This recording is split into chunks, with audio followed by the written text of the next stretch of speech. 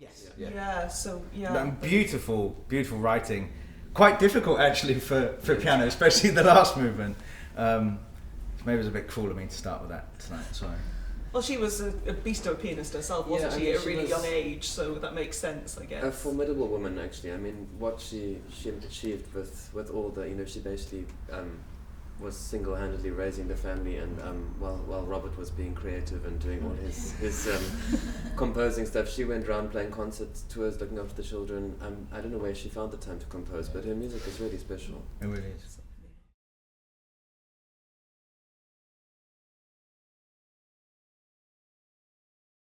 It could. We'll have to try it. Of course, when you arrange music as well, depending on what it is, sometimes you can have a few raised eyebrows for certain pieces. You go, okay, you're going to try that on the clarinet. But I think of course, some pieces are going to work much better than others. And maybe I do think generally song repertoire does fit quite nicely. Maybe it's the timbre, the instrument, something about it seems to work. The one thing actually that I found quite interesting was, of course, musically there is always a natural point to breathe. And so in rehearsal sometimes I would breathe where I would naturally breathe, but then James would say, no, actually the text dictates that the breath should be here, which sometimes isn't quite as you would think. So that was very interesting, really paying very close attention to the text and where the ends of the phrase or the sentences were. And also because Julian's able to circular breathe. I don't know if you said that. And so sometimes I think, well, a singer would be dead by now. so you had to add in some more breaths just to make it sound more human.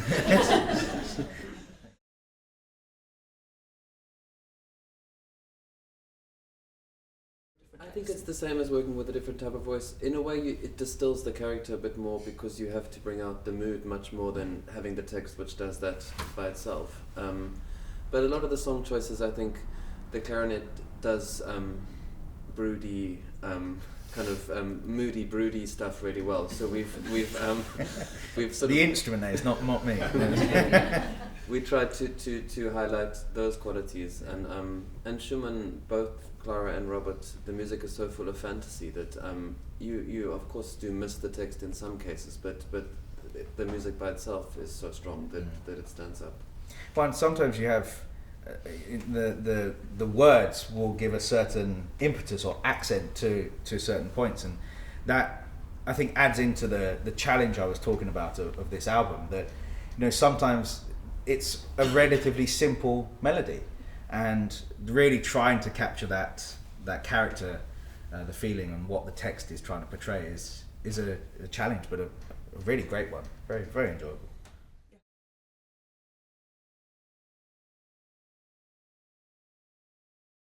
Yeah, I guess as a connection, Brahms and Mühlfeld became very close. So, yeah, and there were some fantastic, really incredible clarinetists. And I mean, Brahms and Mühlfeld, he loved his sound especially. Thought it was very, very rich, very beautiful sound.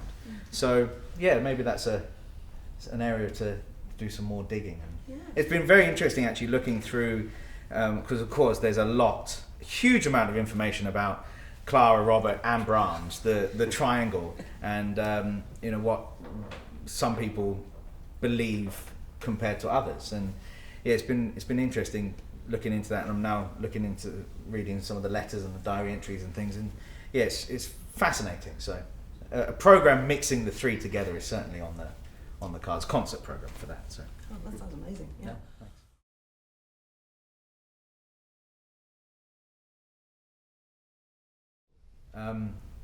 Personally, I love Rachmaninoff. Very sad he never wrote us a clarinet piece, because we have some beautiful solos. I mean, Second Symphony, Second Piano Concerto are, when played really well, are sort of unmatched. There's a lot of songs, which I've done some transcriptions or some arrangements, and interestingly, the cello sonata is quite an interesting piece and one I have toyed with. fiendishly difficult for piano. Good luck. The third movement is one of the, I mean actually all of it is just so unbelievably beautiful.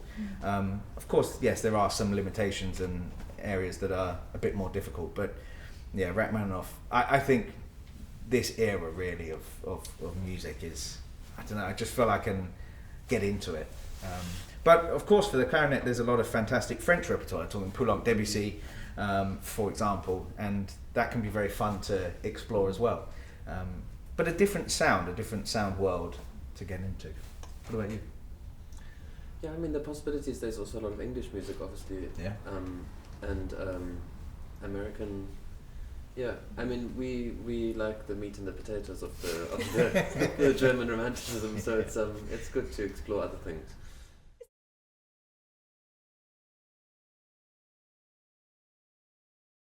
Well, there's the big piece is the Grand Duo, which is another piece that's fiendishly difficult for piano. There's a theme here, isn't it?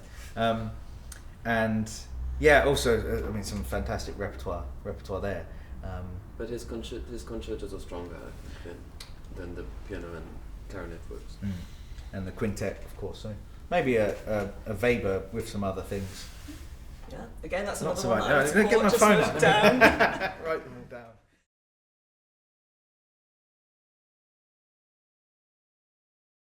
But we were introduced through a colleague, Eilish Tynan, who we've both worked with, and she's a delightful Irish soprano, and she said you guys should try something. So we did, and it we gelled very well. The first album which we did was the Johannes Brahms thing, and I think it was also nice that we both have the same initials and Johannes Brahms, so we the JBJB cubed.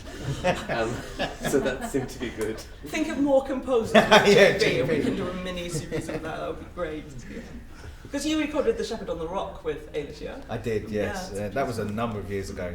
And I mean, Eilish is an incredible artist and also incredible human as well. Just one of the nicest, most down-to-earth, hilarious as well, people to be around. And that, it really makes a difference. Of course, you have to work with musicians, great musicians, but the other side of it is, of course, how you get along socially and as people, and you know, and that's very important.